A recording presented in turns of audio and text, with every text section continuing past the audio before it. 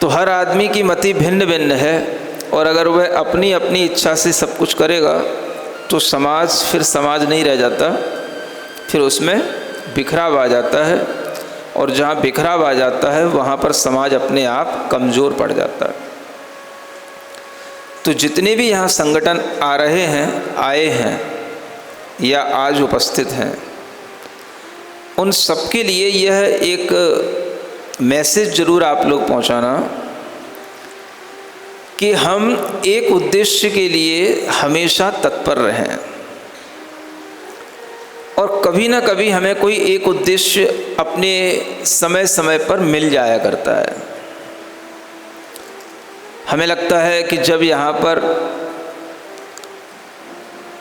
एक चातुर्मास हुआ था मुनि श्री प्रमाण सागर जी महाराज का, तब यहीं पर एक संलेखना संथारा का एक इश्यू बना था, और उसका उद्देश्य सबसे ज़्यादा दुनिया भर में अगर बड़ी संख्या में कोई प्रभावना के माध्यम से निकला था तो वो जयपुर के जैन समाज के नाम से ही निकला था।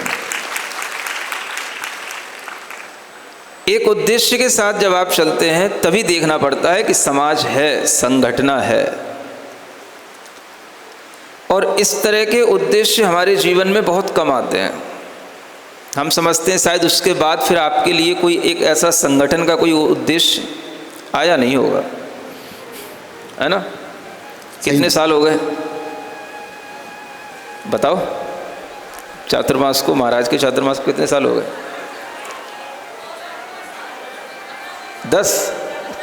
9 साल हो गए। हाँ, तो अब आप ये ध्यान रखो कि जो आपने यह ग्रुप बनाए हैं, तरह तरह के ग्रुप हैं, उनमें बहुत सारे मेंबर हैं। अभी हम सुन रहे थे 5500 5500 दंपत्ति सदस्यों की यह नॉर्थन रीजन है sir, Jain social group northern region महाराज जी। तो केवल अगर नॉर्थन रीजन में 5500 हैं तो फिर साउथ रीजन भी होगा हाँ, 65,000। बताओ, अगर इस तरह से कोई आपका संगठन है, कोई समाज है, तो उस समाज के लिए बहुत अच्छा होता है उसे कभी किसी उद्देश्य के लिए एक छत्र के नीचे आना पड़ जाए। ये उसके लिए बड़े गौरव की बात होती है। जिस तरह से आप उस समय पर, संथारा के समय पर, सब सड़कों पर आए थे, एक उद्देश्य के साथ में आप बाहर निकले थे। हम समझते हैं 9 साल के बाद में आपके लिए अब एक मौका फिर आने वाला है, जब आप एक साथ फिर एक छत्र के नीचे आकर के जिन शासन की महती प्रभावना में अपना योगदान दे सकते हैं। सुन रहे हो? करना चाहते हो कि नहीं चाहते हो? बताएं वो उद्देश्य क्या है?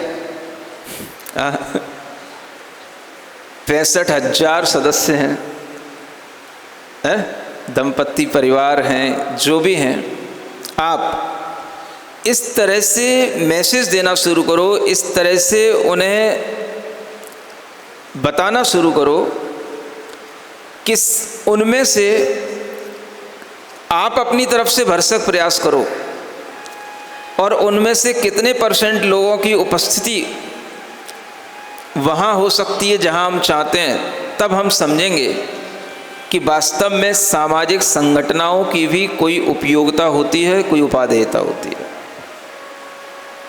और वो एक अवसर आपके जीवन में आने वाला है फिर 9 साल बाद। समझ रहे हो? हमारा हमें ही बताएं क्या आने वाला है?